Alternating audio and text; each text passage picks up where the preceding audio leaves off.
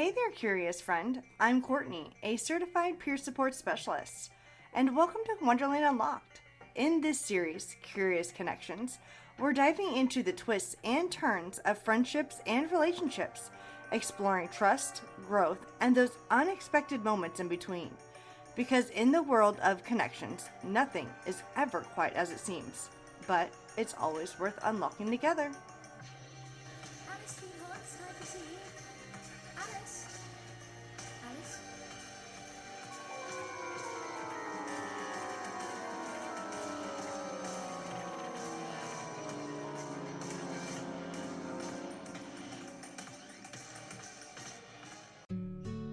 Love is the force that binds us, shapes our connections, and sometimes leaves us feeling completely lost.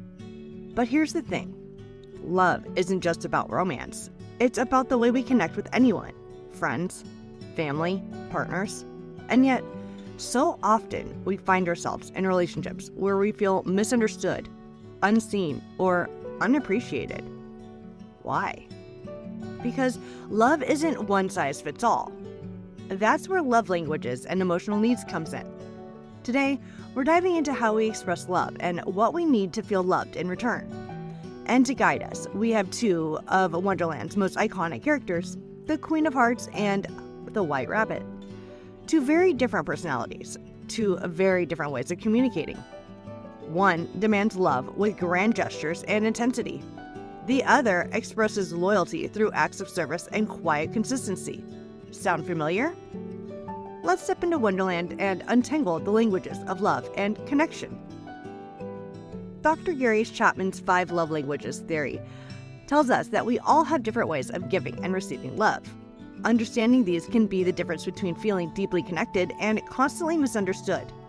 The 5 love languages are words of affirmation, verbal expressions of love, encouragement, and appreciation. Acts of service, doing things to make someone's life easier or show care. Receiving gifts, thoughtful gifts that symbolize love and effort. Quality time, undivided attention and meaningful connection. Physical touch, hugs, holding hands, affectionate gestures. So where do the Queen of Hearts and the White Rabbit fit in? The Queen of Hearts is loud, demanding, and expects grand displays of loyalty and devotion. If she had a love language, it would probably be words of affirmation, but not just simple compliments. She craves dramatic declarations. And acts of service. She expects people to prove their love through obedience and loyalty. But here's the problem. Love that demands doesn't always feel genuine. And when people don't express love the way that we expect, we might assume they don't care at all. Now, take the White Rabbit. He's always running, always doing things for the Queen, but never stops to express his own needs. Acts of service is his only way of showing loyalty and devotion. But does anyone ever ask him what he needs? Probably not. This happens all the time in relationships. One person keeps giving and giving, but if their love language isn't seen or valued, they might end up feeling unappreciated and emotionally drained. Which love language do you give the most? Do you feel loved when someone speaks your language? Love languages are a great starting point, but they don't tell the whole story. Because beyond how we express love, we also have deeper emotional needs. Some of us need reassurance, constant reminders that we're loved and valued. Freedom, space to be independent within the relationship. Consistency, stability, and reliability in love. Excitement, spontaneity, and passion to keep these alive. And when these needs aren't met, that's when relationships start to feel off, even if love is present. The Queen of Hearts doesn't just want grand displays. She needs control to feel safe in relationships. The White Rabbit doesn't just run errands, he needs structure to feel valued. If someone doesn't meet our core needs, we can feel unloved, even if they're trying. And if we don't voice our needs, we risk resentment building in silence. Signs your emotional needs aren't being met. You feel disconnected even when the person is showing love. You crave more of something but can't quite put words into it. Small frustrations turn into big arguments because a deeper need isn't being addressed. What's one emotional need that's really important to you?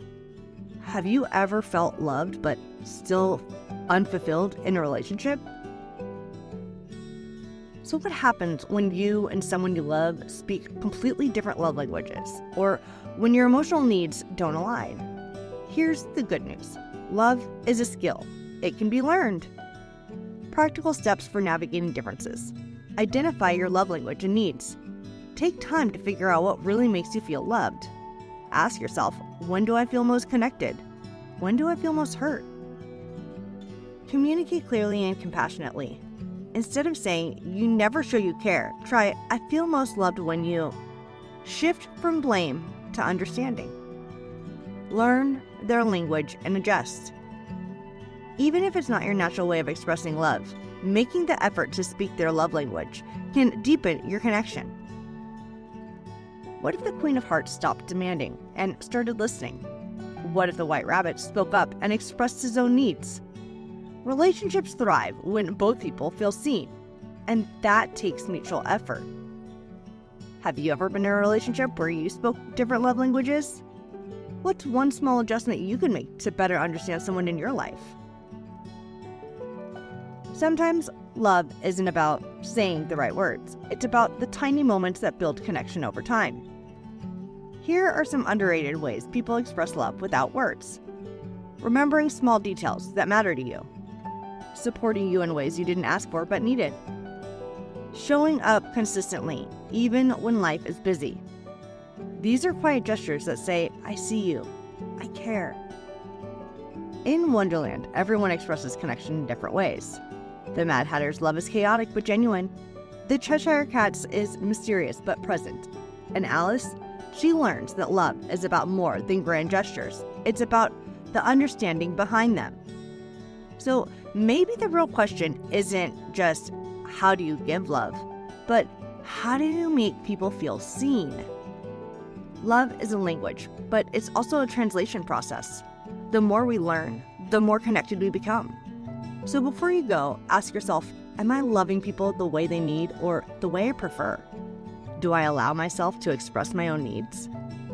If love is a wonderland, then understanding it is the key to unlocking it.